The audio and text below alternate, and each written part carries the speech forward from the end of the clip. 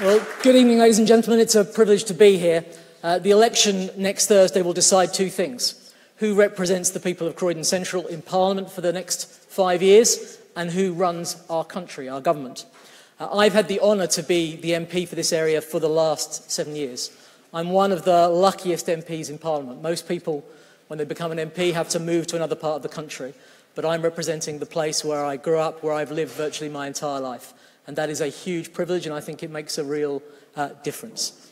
I'm running for re-election proud of my record, fighting for a fairer deal for Croydon, looking back over those 7 years, securing funding from the government and the Mayor of London to rebuild our town after the riots, securing funding for a new accident and emergency department, larger state-of-the-art department at our local hospital, funding from the government to improve the track and signalling on our rail service up to London, which has had so many problems.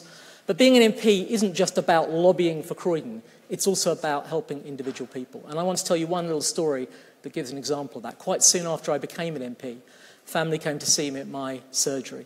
Their daughter, 14 years old, had been killed outside their home by a driver under the influence of drugs.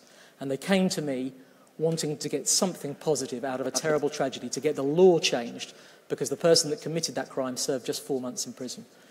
So I worked with them, I raised the issue at Prime Minister's Questions, I took the family to meet the Prime Minister at Downing Street. And after a lot of work with the Croydon Advertiser, we got that law changed. And that family, the Groves family, now have Lillian's Law as a memory of their daughter. So being an MP is about lobbying for our town, but it's about helping individual people in moments of crisis.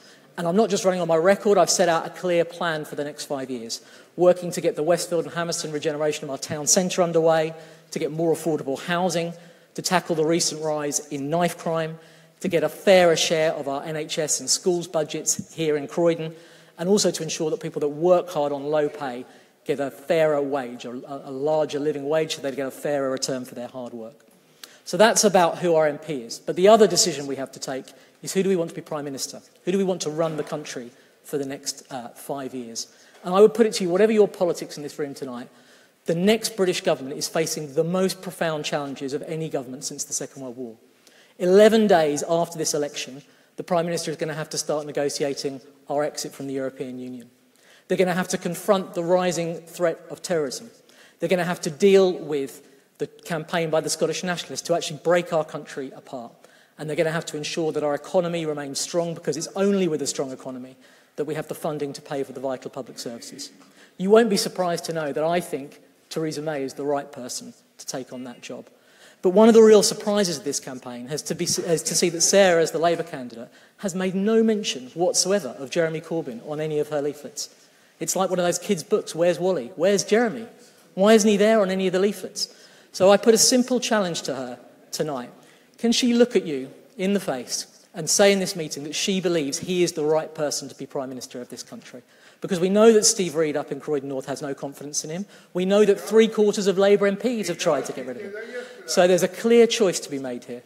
And it's a choice that we in Croydon Central are privileged to make, because we are one of the seats that will determine the result of this election.